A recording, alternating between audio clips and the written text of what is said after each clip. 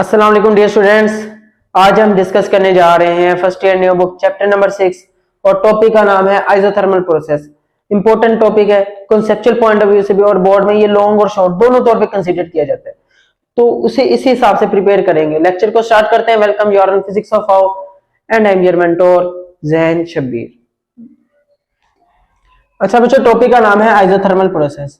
यहाँ पे isothermal process होता क्या है देख लेते हैं। आइसो का मतलब होता है सेम और थर्मल, आइसो का मतलब हो गया सेम और थर्मल का मतलब है टेम्परेचर। ऐसा प्रोसेस जो सेम टेम्परेचर में प्रोसीड किया जाए, जो सेम टेम्परेचर में कैरिड आउट किया जाए, उसे बोला जाता है आइसोथर्मल प्रोसेस। ऐसा प्रोसेस जिसमें सिस्टम का टेम्परेचर चेंज ना हो, टेम्परेचर सेम ही रहे, कांस्टेंट ही रहे, तो उस प्रोसेस को आइसोथर्मल प्रोसेस बोला जाएगा। ठीक है, डेफिनेशन देख लेते हैं। The process which is carried out at constant temperature, which is carried out at constant temperature is simply known as isothermal process। ठीक है, अब हम लोगों को पता है कि जो इंटरनल एनर्जी है वो डायरेक्टली प्रोपोर्शनल होती है टेम्परेचर की। मैं यहाँ पे बताता हूँ। देखो, हम पढ़कर आए थे कि जो इंटरनल एनर्जी है वो क्या होती है, sum of all types of energy of a system. मान के चलो ये सिलेंडर है, सिलेंडर ये मेरे पास गैस है सिलेंडर में। अब ये जो गैस है ये मेरे पास सिस्टम है। ठीक है, अब इस सिस्टम के पास, इस गैस के पास जितनी भी एनर्जी होगी, जिस टाइप की एनर्जी होगी, उन सब टाइप ऑफ एनर्जी का जो सम है उसे बोला जाता है इंटरनल एनर्जी। फॉर एग्जांपल इस सिस्टम, ये जो गैस के मॉलिक्यूल है ये मोशन में होंगे, इनके पास काइनेटिक एनर्जी है, इनकी आपस में इंटरमोलिकुलर फोर्सेज होंगी तो पोटेंशियल एनर्जी है। तो इंटरनल एनर्जी मेरे पास क्या होगी, kinetic energy plus potential energy is known as is equal to internal energy. Definition पढ़कर आए, sum of all types of energy of a system. एक सिस्टम के पास जिस टाइप की एनर्जी हो सकती है उन सब के सम को बोला जाता है इंटरनल एनर्जी। अच्छा, बहरहाल काइनेटिक एनर्जी मॉलिक्यूल्स के पास होती है उनकी मोशन की वजह से, और पोटेंशियल एनर्जी मॉलिक्यूल्स के पास होती है उनकी जो आपस में इंटरमोलिकुलर फोर्सेज है, मॉलिक्यूल की आपस में जो बॉन्डिंग होती है, उनके दरमियान जो फोर्सेज होती है उसकी वजह से जो एनर्जी है उसे बोला जाता है पोटेंशियल एनर्जी। तो इंटरनल एनर्जी मेरे पास बराबर है kinetic energy plus potential energy के। ये वैसे इस हेडिंग में भी जरूरत पड़ेगी, लेकिन मैं पहले यहीं पे समझा दूं। पहले हम वैसे डिस्कस कर चुके हैं कि इंटरनल एनर्जी डायरेक्टली प्रोपोर्शनल है टेम्परेचर के। बहरहाल देखते हैं इसे। पोटेंशियल एनर्जी मैंने यहाँ पे लिखा हुआ है कि होती है ड्यू टू इंटरमोलिकुलर फोर्सेस। अच्छा, अगर तो मैं बात करूं फॉर एन आइडियल गैस, अगर मेरे पास हो आइडियल गैस, तो आइडियल गैस के केस में हम कहते हैं कि मॉलिक्यूल के आपस में कोई इंटरमोलिकुलर फोर्सेस नहीं है, मॉलिक्यूल का आपस में कोई इन्फ्लुएंस नहीं है, कोई बॉन्डिंग एग्जिस्ट नहीं करती मॉलिक्यूल्स की एक दूसरे के साथ।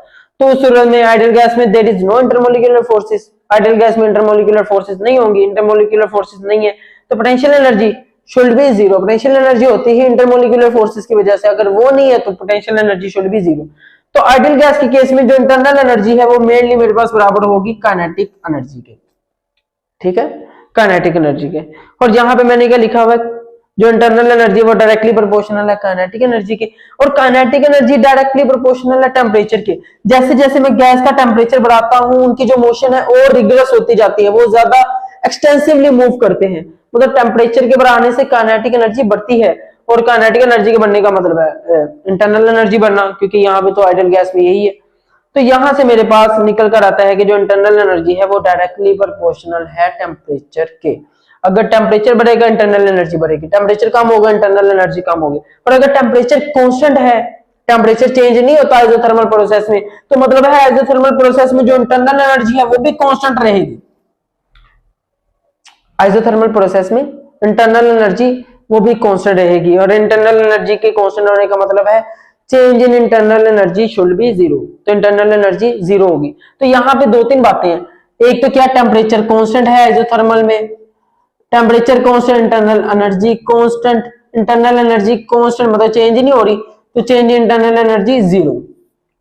आइसोथर्मल प्रोसेस में ये दो तीन पॉइंट्स निकल कर आते हैं। तो यहाँ पे बहरहाल पॉइंट मेरे पास आ गया कि इंटरनल एनर्जी डायरेक्टली प्रोपोर्शनल है टेम्परेचर के। अगर इंटरनल एनर्जी चेंज होगी टेम्परेचर चेंज होगा, और एक दूसरे के ऊपर डिपेंड करते हैं। मगर आइसोथर्मल प्रोसेस में मुझे इंटरनल एनर्जी क्या रखनी पड़ती है, कांस्टेंट रखनी पड़ती है। एक ये भी बात है, वो मैंने लिख दिया ना, टेम्परेचर कांस्टेंट रखो या इंटरनल एनर्जी कांस्टेंट रखो, एक ही बात है आइसोथर्मल प्रोसेस में। चलो अब मैं यहाँ पे बताता हूँ आइसोथर्मल प्रोसेस ऐसा प्रोसेस है जो कि कांस्टेंट टेम्परेचर पे प्रोसीड किया जाता है, और अब मैं एक एग्जांपल देता हूँ। अच्छा, अजान हो रही है, मैं उसके बाद प्रोसीड करता हूँ इसे। अच्छा, अब आइसोथर्मल प्रोसेस की एग्जांपल को देख लेते हैं जल्दी से। आइसोथर्मल प्रोसेस ऐसा प्रोसेस है जो कि सेम टेम्परेचर पर या फिर सेम इंटरनल एनर्जी पे कैरी आउट किया जाता है। ऐसा प्रोसेस जिसमें टेम्परेचर कांस्टेंट रहे या इंटरनल एनर्जी कांस्टेंट रहे, तो इस प्रोसेस को मैं बोलूंगा ये मेरे पास है आइसोथर्मल प्रोसेस। अब फॉर एग्जांपल ये मेरे पास है एक सिलेंडर, सिलेंडर में है मेरे पास गैस। अच्छा, अब पिस्टन जो हेड है यहाँ पे मैंने रखे हुए 5 kg के 2 मैसेज, ठीक है। अब ये जो मेरे पास गैस है इसकी इंटरनल एनर्जी है 20 जॉल। ये जो गैस है ये मेरे पास सिस्टम है। सिस्टम तुम लोगों को पता है, जिस चीज को तुम लोग स्टडी कर रहे हो वो तुम लोगों का सिस्टम होता है। तो ये गैस को भी मैं स्टडी कर रहा हूँ, सिलेंडर वगैरह को नहीं, गैस को मैं स्टडी कर रहा हूँ, ये है मेरे पास सिस्टम। अच्छा, अभी जो मेरे पास गैस है इसकी इंटरनल एनर्जी है 20 जॉल। अब मैं क्या करता हूँ, यहाँ से 5 kg का मैस एक रिमूव कर देता हूँ। जब मैं 5 kg का मैस रिमूव करूंगा, ऊपर से जो वेट है वो मैं कम करूंगा, तो होगा क्या, जो इनसाइड गैस है वो एक्सपेंड करेगी। ऐसी है, वेरी सिंपल ऑब्जर्वेबल थिंग है कि ऊपर से मैस कम करूंगा तो जो सिस्टम है, जो गैस है वो एक्सपेंड करेगी। तो इससे होगा क्या, जो मेरी सिस्टम है गैस है वो उसने किया एक्सपेंड। अब यहाँ पे गैस का वॉल्यूम बढ़ गया, तो अकॉर्डिंग टू चार्ल्स लॉ अगर गैस का वॉल्यूम बढ़ेगा तो गैस का टेम्परेचर कम होगा, टेम्परेचर कम होगा तो अल्टीमेटली इंटरनल एनर्जी कम होगी। यहां से देख सकते हो। तो अब यहाँ पे क्या होगी, इंटरनल एनर्जी कम होगी, 15 जॉल होगी। पहले 20 थी, अब 15 जॉल होगी। अब मैं चाहता हूं कि ये जो इंटरनल एनर्जी है ये 20 जॉल ही रहे, तो इसके लिए मैं क्या करूंगा, एडिशनल 5 जॉल की हीट ऐड कर दूंगा। तो 15 + 5 दोबारा मेरे पास क्या हो जाएगी, 20 जॉल। तो यहाँ पे इस प्रोसेस के दौरान जो मैंने इंटरनल एनर्जी है पहले भी 20 जॉल थी और जो बाद में है वो भी 20 जॉल ही है। तो ये जो एक्सपेंशन वाला प्रोसेस हुआ, इस प्रोसेस को मैं आइसोथर्मल प्रोसेस बोलूंगा। सिंपल है ना, इंटरनल एनर्जी डिक्रीज कर रही थी, तो जैसे जैसे इंटरनल एनर्जी डिक्रीज करेगी, अगर मैं इसे आइसोथर्मल प्रोसेस रखना चाहता हूं तो मुझे एडिशनल हीट ऐड करते रहना पड़ेगी। जितनी डिक्रीज करी उतनी हीट मुझे ऐड अप करनी पड़ेगी, ताकि इंटरनल एनर्जी और ultimately temperature of a system constant है और ये मेरे पास प्रोसेस बन जाए आइसोथर्मल प्रोसेस। ठीक है, अब चलते हैं एक्सप्लेनेशन की तरफ। अब एक्सप्लेनेशन में क्या कहते हैं कि हमें पता है कि यहाँ पे जो आइसोथर्मल प्रोसेस है उसमें जो टेम्परेचर ऑफ अ सिस्टम है वो हमेशा हम कांस्टेंट रखते हैं। आइसोथर्मल प्रोसेस में क्या होता है, टेम्परेचर सिस्टम का कांस्टेंट है। ठीक है, तो इसका मतलब है हम आइसोथर्मल प्रोसेस के लिए बॉयल्स लॉ लगा सकते हैं। So Boyle's law is applicable here for isothermal process. और बॉयल्स लॉ क्या कहता है, प्रेशर ऑफ अ सिस्टम, जो सिस्टम का प्रेशर है वो इनवर्सली प्रोपोर्शनल है वॉल्यूम ऑफ अ सिस्टम। मतलब अगर सिस्टम का वॉल्यूम बढ़ेगा तो जो सिस्टम का प्रेशर है वो कम होगा। इनवर्सली रिलेशन है। क्या मतलब, यहां पे मैं दोबारा बता दूं, जो प्रेशर है वो इनवर्सली प्रोपोर्शनल है वॉल्यूम के। कब तक, जब तक टेम्परेचर कांस्टेंट रहेगा। ये कंडीशन हमने देखी थी बॉयल्स लॉ में। बॉयल्स लॉ में कहा था कि प्रेशर बढ़ेगा तो वॉल्यूम कम होगा, प्रोपोर्शनली कम होगा। कब तक कम होगा, जब तक टेम्परेचर कांस्टेंट रहेगा। अगर टेम्परेचर कांस्टेंट है तो प्रेशर के बढ़ने से वॉल्यूम प्रोपोर्शनली कम होगा, या वॉल्यूम के बढ़ने से प्रेशर प्रोपोर्शनली कम होगा। इनवर्स रिलेशन है। फॉर एग्जांपल ये मेरे पास एक सिलेंडर में है गैस, ठीक है। अब मैं क्या करता हूं, ऊपर से लगाता हूं प्रेशर। प्रेशर लगाने से क्या होगा, इसका वॉल्यूम कम हो जाएगा। यहां से भी देख सकते हो प्रेशर के लगाने से वॉल्यूम कम हुआ, लेकिन हकीकत में हमने वो वाले प्रेशर की बात नहीं करनी जो कि हम लगा रहे हैं, बल्कि हमने इनसाइड था जो मेरे पास सिस्टम है उसी के वॉल्यूम और उसी के प्रेशर की बात करनी है। देखो जब मैंने ऊपर से प्रेशर लगाया इसका वॉल्यूम कम हो गया, तो यहां पे जब वॉल्यूम कम हुआ है तो इसका जो गैस के प्रेशर है, गैस का प्रेशर वो बढ़ेगा। बात एक ही है, हम यूजुअली आमतौर पर इस तरीके से कंसीडर करते हैं कि हमने प्रेशर लगाया, जितना ज्यादा प्रेशर उतना कम वॉल्यूम। लेकिन ये मतलब एक्सप्लेन तो सही कर रहे हैं, लेकिन एक्चुअल में जो हम कंसीडर कर रहे होते हैं प्रेशर और वॉल्यूम, वो गैस ही का कर रहे होते हैं। जो वॉल्यूम है वो भी गैस का और जो प्रेशर है वो भी गैस का। तो देखो जब हमने प्रेशर, एक्सटर्नल प्रेशर लगाया उससे क्या हुआ, वॉल्यूम कम हुआ। वॉल्यूम के कम होने से जो गैस के मॉलिक्यूल्स का जो प्रेशर है वो बढ़ जाएगा। मतलब वॉल्यूम कम होने से क्या होगा, गैस के मॉलिक्यूल्स के बाद जगह कम होगी, वो ज्यादा स्पीड से जाएंगे, दीवारों के साथ हिट करेंगे तो प्रेशर ज्यादा लगाएंगे, तो वॉल्यूम के कम होने से प्रेशर बढ़ेगा। बस पॉइंट ये है कि हमने जो प्रेशर और वॉल्यूम है जो ये रिलेशन में बताया गया है वो वाला कंसीडर करना है जो कि सिस्टम का है, ना कि जो सराउंडिंग से प्रेशर लग रहा है। ये वाला प्रेशर नहीं, आमतौर पे हम इसे कंसीडर कर रहे होते हैं, लेकिन जो प्रेशर और वॉल्यूम वो दोनों गैस के सिस्टम के लिए। अच्छा, प्रेशर इनवर्सली प्रोपोर्शनल वॉल्यूम के कब तक, जब तक टेम्परेचर कांस्टेंट है, ये बॉयल्स लॉ में कहता है। तो अब क्योंकि हमारे सिस्टम में टेम्परेचर कांस्टेंट ही है आइसोथर्मल में, तो इसका मतलब है वहां पे प्रेशर इनवर्सली प्रोपोर्शनल है वॉल्यूम के। ठीक है बच्चों। अच्छा, जब मैं प्रोपोर्शनैलिटी सिंबल को खत्म करता हूं तो दो चीजें आती हैं, एक इक्वालिटी और दूसरा कांस्टेंट ऑफ प्रोपोर्शनैलिटी। तो एक इक्वल आ गया, दूसरा कांस्टेंट आ गया, P equal constant divided by V। अब ये कांस्टेंट कुछ भी है। अच्छा यहां से V मेरे पास इधर जाके multiply, P into V will be equal to constant. बोयजला कहता है कि अगर जो टेम्परेचर कांस्टेंट है उस सूरत में किसी भी स्टेट पे जो प्रोडक्ट होगा प्रेशर और वॉल्यूम का वो हमेशा मेरे पास क्या रहेगा, कांस्टेंट। मतलब यहाँ पे P1 V1 equals to P2 V2। मतलब लेट्स सपोज मैं यहाँ पे प्रेशर सिस्टम का देखता हूँ इस स्टेट में और वॉल्यूम देखता हूँ, इन दोनों का प्रोडक्ट करवाऊंगा, मेरे पास एक वैल्यू आएगी। और अगर मैं एक्सपैंड, जब ये गैस एक्सपैंड हुई है, लेट्स सपोज ये जो गैस एक्सपैंड हुई है, अब यहाँ पे इसका वॉल्यूम बढ़ा, प्रेशर कम हो गया, तो यहाँ पे जो प्रेशर है P2 और V2 वॉल्यूम, इन दोनों का प्रोडक्ट करवाऊंगा तो सेम ही आंसर आएगा जो P1 और V1 के करवाने से आया था। Product of pressure and volume at any state वो हमेशा मेरे पास क्या रहेगा, कांस्टेंट। अच्छा अब आते हैं ग्राफ की तरफ। इसके लिए मुझे इसे इरेज करना पड़ेगा, वेट।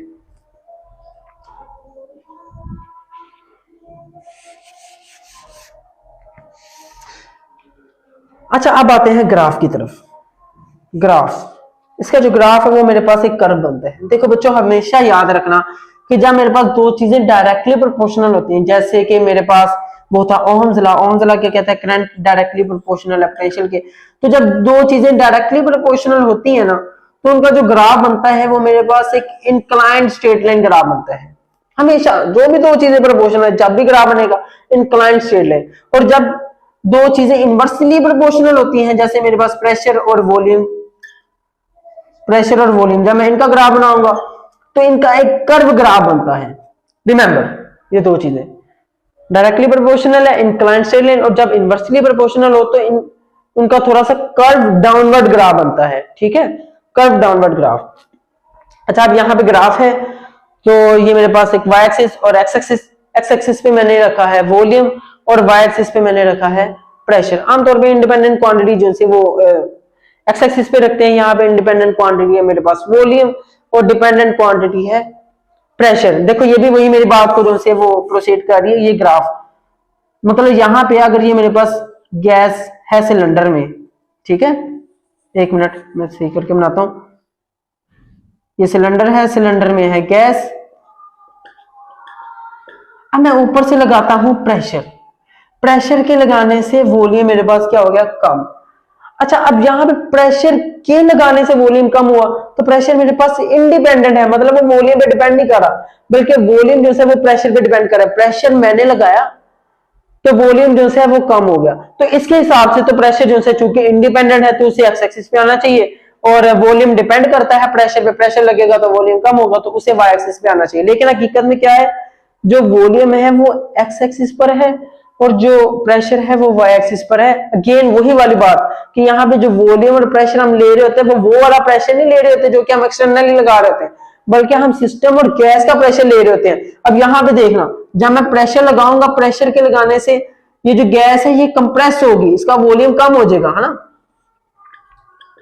अब अगर गैस का वॉल्यूम कम हो जाएगा तो इसका जो प्रेशर है, इसके जो मॉलिक्यूल्स है वो ज्यादा स्पीड में जाएंगे, दीवारों के साथ हिट करेंगे तो प्रेशर बढ़ जाएगा, प्रेशर बढ़ जाएगा। अब यहाँ पे क्या हुआ, वॉल्यूम के कम होने से गैस का प्रेशर बढ़े।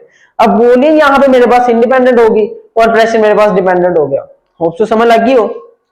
तो जो इंडिपेंडेंट क्वांटिटी है उसे मैं एक्स एक्सिस पे लूंगा, जो डिपेंडेंट क्वांटिटी है उसे मैं वाई एक्सिस पे प्लॉट करूंगा, और यहाँ पे प्रेशर मेरे पास डिपेंडेंट है ना कि इंडिपेंडेंट, क्योंकि हम प्रेशर गैस का ले रहे हैं वो नहीं जो कि हम खुद लगा रहे हैं। अच्छा बहरहाल इसका जो ग्राफ मैं प्लॉट करूंगा तो मेरे पास एक कर्व डाउनवर्ड ग्राफ बनेगा, और किसी भी दो पॉइंट्स पे जो प्रेशर और वॉल्यूम है, मतलब एक मैंने पॉइंट ये लिया, एक पॉइंट ये लिया, इस पे वॉल्यूम देख लिया और इस पे प्रेशर देख लिया, और एक पॉइंट मैंने ये वाला लिया, इस पे वॉल्यूम देख लिया और इस पे प्रेशर देख लिया। इन दोनों का जो प्रोडक्ट है P2 V2 वो मेरे पास बराबर होगा P1 V1 के। अब बोलचला यही तो कहता है।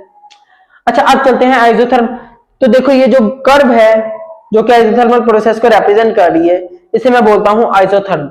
आइसोथर्म क्या है, the curve representing an isothermal process is known as isothermal process. तो ऐसी कर्व जो कि आइसोथर्मल प्रोसेस को रिप्रेजेंट कर रही हो उसे मैं आइसोथर्म बोलूंगा। अब मैं first law of thermodynamics apply करूंगा आइसोथर्मल प्रोसेस के लिए, और ये सारी चीजें मैंने बता दी हैं कि जो इंटरनल एनर्जी वो मेरे पास सम होते हैं kinetic energy plus potential energy का। आइडियल गैस के केस में इंटरमोलिकुलर फोर्सेस नहीं होती, तो इंटरनल एनर्जी सिर्फ और सिर्फ काइनेटिक एनर्जी के बराबर होगी, और kinetic energy directly proportional temperature के, तो इंटरनल एनर्जी भी डायरेक्टली प्रोपोर्शनल होगा टेंपरेचर के। अगर टेंपरेचर कांस्टेंट है तो internal energy should be constant, और ultimately change in internal energy zero. Important point, इंतहा इंपॉर्टेंट पॉइंट। आइसोथर्मल प्रोसेस के लिए जो चेंज इन इंटरनल एनर्जी होती है वो क्या होती है, जीरो। Remember it. अच्छा, अब नेक्स्ट स्लाइड पे प्रोसीड करते हैं, इन सारी चीजों को नोट डाउन कर लो। अच्छा, फर्स्ट लॉ ऑफ थर्मोडायनामिक्स को आइसोथर्मल प्रोसेस के लिए इंप्लीमेंट करेंगे। अच्छा, इससे पहले जो पिछली स्लाइड में मैं पहले बता चुका हूं कि आइडियल गैस के केस में जो इंटरनल एनर्जी है वो मेनली डिपेंड कर रही होती है काइनेटिक एनर्जी की या टेम्परेचर ऑफ अ सिस्टम के, टेम्परेचर ऑफ अ सिस्टम की। क्यों? क्योंकि वहां पे जो पोटेंशियल एनर्जी है गैस की वो जीरो होती है। क्यों? आइडियल गैस में इंटरमोलिकुलर फोर्सेस एग्जिस्ट नहीं करते, ये असम्पशन है। तो यही बात सबसे पहले मैंने लिखी है, in case of an ideal gas, अगर मैं आइडियल केस की बात करूं तो potential energy associated with molecules is zero. तो मॉलिक्यूल्स के साथ जो पोटेंशियल एनर्जी एसोसिएट की जाती है वो जीरो होती है आइडियल गैस के केस में, because there is no intermolecular forces. क्योंकि आइडियल गैस के केस में इंटरमोलिकुलर फोर्सेस नहीं होंगी तो वहां पे पोटेंशियल एनर्जी नहीं होगी। Hence the internal energy of an ideal gas, तो सूर्य में जो इंटरनल एनर्जी है आइडियल गैस की वो मेनली डिपेंड कर रही होती है, depends on the temperature of a system. तो जो इंटरनल एनर्जी है वो सिर्फ और सिर्फ काइनेटिक एनर्जी और अल्टीमेटली सिर्फ और सिर्फ टेम्परेचर पे डिपेंड कर रही होती है। टेम्परेचर और काइनेटिक एनर्जी एक ही बात है, टेम्परेचर के बढ़ने से काइनेटिक एनर्जी बढ़ेगी। तो ऑब्वियसली इंटरनल एनर्जी सिर्फ और सिर्फ आइडियल गैस के केस में सिर्फ और सिर्फ टेम्परेचर पे डिपेंड कर रही होती है। Since there is no change in temperature, अब आइसोथर्मल प्रोसेस में तो टेम्परेचर चेंज नहीं होता, hence change in internal energy should also be zero. अगर टेम्परेचर नहीं चेंज होगा इंटरनल एनर्जी नहीं चेंज होगी। इंटरनल एनर्जी चेंज ना होने का मतलब है कि change in internal energy should be zero for an ideal gas in an isothermal process. ठीक है, ये पॉइंट आगे बड़ा इंपॉर्टेंट जो कि हम पहले भी डिस्कस कर चुके हैं। अब now first law of thermodynamic apply करूंगा। फर्स्ट लॉ ऑफ थर्मोडायनामिक कहता है कि अगर मैं किसी सिस्टम में हीट एंटर करूंगा तो वो जो हीट है उसकी वजह से सिस्टम की इंटरनल एनर्जी बढ़ेगी। दूसरा, वो सिस्टम एक्सपेंड होगा, सिस्टम वर्क करेगा। और हमें पता है अगर सिस्टम वर्क करे, work done by the system, मतलब बाय द सिस्टम होगा तो उसे हम पॉजिटिव लेते हैं, और अगर ऑन द सिस्टम होगा तो उसे हम नेगेटिव लेते हैं। रिमेंबर बच्चों, ये कई बार पहले भी डिस्कस कर लिया है। तो जो हीट हम एंटर करेंगे उससे होगा क्या, किसी भी ये सिलेंडर है, सिलेंडर में गैस है, गैस के लिए हीट एंटर की तो एक उसकी इंटरनल एनर्जी बढ़ेगी, चेंज होगी, और दूसरा वो जो गैस है वो एक्सपेंड करेगी, मतलब सिस्टम वर्क करेगा bye the system on the surrounding. तो बाय द सिस्टम वर्क होगा तो उससे मैं पॉजिटिव कंसीडर करूंगा। बहरहाल Q equals delta U plus W। अब आइसोथर्मल प्रोसेस के लिए तो डेल्टा U जीरो होता है, मतलब इंटरनल एनर्जी को तो हम चेंज होने नहीं देंगे। तो यहाँ पे जो सिर्फ और सिर्फ हीट एंटर करेंगे वो वर्क डन ही कोज करेगी। Where W is the work done by the gas on the surrounding. W क्या है? Work done by the gas, gas ही सिस्टम है ना, बाय द गैस या by the system on the surrounding. तो by the system on the surrounding, system ने किया on the surrounding. और Q क्या है? Heat enter to a system. Q है जो हीट एंटर करी सिस्टम की। तो अगेन वही जो पहले डिस्कस कर चुके हैं कि लेट्स सपोज मैं ऊपर से मैथ कम करता हूं तो गैस एक्सपैंड होगी। अब गैस ने वर्क, गैस क्या करी? वर्क करी, एक्सपैंड हो रही है ना, तो सिस्टम कर रहा है work on the surrounding, work done by the system on the surrounding. अब उससे इंटरनल एनर्जी चेंज होगी, इंटरनल एनर्जी के चेंज को प्रिवेंट करने के लिए मैं हीट को एंटर करवाऊंगा। तो यहाँ पे मैं कह सकता हूँ कि जितनी मैं हीट एंटर कर रहा हूँ इंटरनल एनर्जी रहेगी कांस्टेंट, तो वो सारी की सारी हीट मेरे पास यहाँ पे वर्क में निकल कर आएगी। तो जितनी भी मैं हीट को एंटर करवाऊंगा सिस्टम में वो सारी की सारी क्या करेगी? कोज करेगी वर्क डन को। Only for an isothermal process, सिर्फ और सिर्फ आइसोथर्मल प्रोसेस में जितनी मैं हीट एंटर करूंगा, क्योंकि इंटरनल एनर्जी को तो चेंज नहीं करना, तो जितनी हीट एंटर करूंगा वो सारी की सारी वर्क डन को कोज करेगी। या हम इसे दूसरे साइड से भी कंसिडर कर सकते हैं कि जब ये गैस एक्सपैंड होगी, वर्क करेगी, तो इंटरनल एनर्जी को कांस्टेंट रखने के लिए हमें जितना इसने वर्क किया है, जितनी एनर्जी का इसने वर्क किया उतनी ही energy as a form of heat enter करनी पड़ेगी। यही रिजल्ट में मैंने लिखा हुआ है। थस इफ गैस एक्सपैंड, अगर गैस करेगी expand and does external work W, और उससे वो W वर्क करेगी, then equal amount of heat Q, तो जितना वो वर्क करेगी उतनी ही अमाउंट की जो हीट है शुड बी एडेड, उसे ऐड करना पड़ेगा to keep isothermal process, isothermal process को रखने के लिए। और ऐसा प्रोसेस जिसमें टेम्परेचर कांस्टेंट है, इंटरनल एनर्जी कांस्टेंट है, वो क्या रहेगा? Isothermal process. अब कंडीशन क्या है आइसोथर्मल प्रोसेस की? अब यहाँ पे मैंने लिखा हुआ है since heat transfer requires time, जो हीट है उसे एंटर करने के लिए हमें टाइम रिक्वायर्ड होता है, और हम चाहते हैं कि किसी भी पॉइंट पे जो इंटरनल एनर्जी है वो कम ना हो। मतलब गैस एक्सपैंड कर रही है तो एक्सपैंड होने से इंटरनल एनर्जी कम हो रही है, जितनी कम हो रही है हम उतनी ही हीट एंटर कर देते हैं। थोड़ी थोड़ी इंटरनल एनर्जी कम हो रही है, हम उतनी ही हीट को एंटर कर देते हैं ताकि इंटरनल एनर्जी चेंज ना हो, वो कांस्टेंट ही रहे। अब क्योंकि यहाँ पे हीट की जो ट्रांसफर है उसे टाइम लगता है, वो फौरन तो नहीं हो जाती, जो हीट है उसे एक्सपैंड करने में या कंप्लीटली डिसेमिनेट होने में टाइम लगता है, हीट ट्रांसफर को रिक्वायर्ड टाइम। तो इसके लिए हम करते क्या है कि जो कंप्रेशन या एक्सपेंशन जो भी हम करवा रहे हैं वो बड़ा स्लोली हो, ताकि हीट प्रॉपर्ली मिले और इंटरनल एनर्जी किसी भी पॉइंट पे वो चेंज ना हो। ठीक है, so compression and expansion of a gas must take place slowly. तो यहाँ पे एक इंतहाई इंपॉर्टेंट पॉइंट है एमसीक्यूज के लिए। So isothermal process is a very very slow process. अगर हम चाहते हैं कि आइसोथर्मल प्रोसेस हो तो आइसोथर्मल प्रोसेस एक बड़ा ही स्लो प्रोसेस होता है। स्लो प्रोसेस होगा तो वही ट्रूली सेंस में आइसोथर्मल प्रोसेस होगा। अगर तो रैपिड हो रही है तो उसमें फिर सेंस नहीं बनेगी ना आइसोथर्मल प्रोसेस की। तो isothermal process is a very slow process, इनका इंपॉर्टेंट आखिरी पॉइंट था। तो बच्चों ये था हमारा आज का लेक्चर। होप सो कि तुम लोगों को पसंद आया होगा। इजाजत दो, अल्लाह हाफिज।